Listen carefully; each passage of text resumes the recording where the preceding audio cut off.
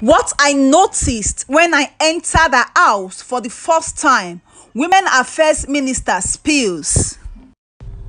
Hi guys, good morning, good afternoon, good evening. I greet you all according to your location. Thank you so much to my subscribers.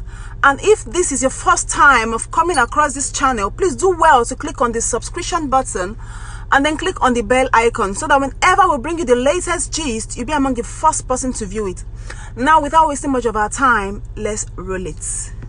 Women Affairs Minister Dame Pauline Tulin has shared her experience after visiting the home of late singer Osinachi Nwachukwu. According to Dame Pauline, she had visited the Abuja home of the deceased to identify with the traumatized children who were still heartbroken over their mother's death. This is what she wrote. When I came into the compound, I saw the children, 4 beautiful children, 3 boys, 1 girl. Peter, I told the children that they should not speak about the things that have been happening in the house. I came in with all the directions in the ministry. When I was asking questions, I saw that the children were not forthcoming. I excused everyone and said I wanted to have a one-on-one with the children. I first spoke with the first son. I asked him, "Do you love your mother?" He said, "Yes." "As your mommy taught you to tell lies?" He said, "Yes." I asked him if she is still alive, and he said she is dead. I asked him, "Do you know that she is now your angel and she is now watching you?" He said, "Yes. So it will be very sad if you tell lies." I introduced myself and I told him the president is concerned, every Nigerian is concerned, and we all joined them to mourn Osinachi's death. But what we want from him is the truth. Then he opened up. He said that their dad used to beat their mom, and their mom was always sad. He would beat her and flog her. He said their father would gather them in the room and be beating them, and if the mom comes into the room to stop him, he would turn back on her and beat her up. And that has always been the case.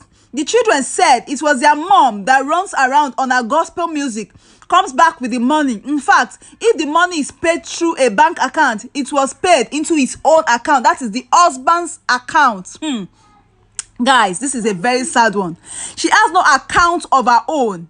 Any money she has, he collects it and gives her just peanuts for feeding. And when she cooks, he started shouting and beating her. And their mom was living in fear and was always sad.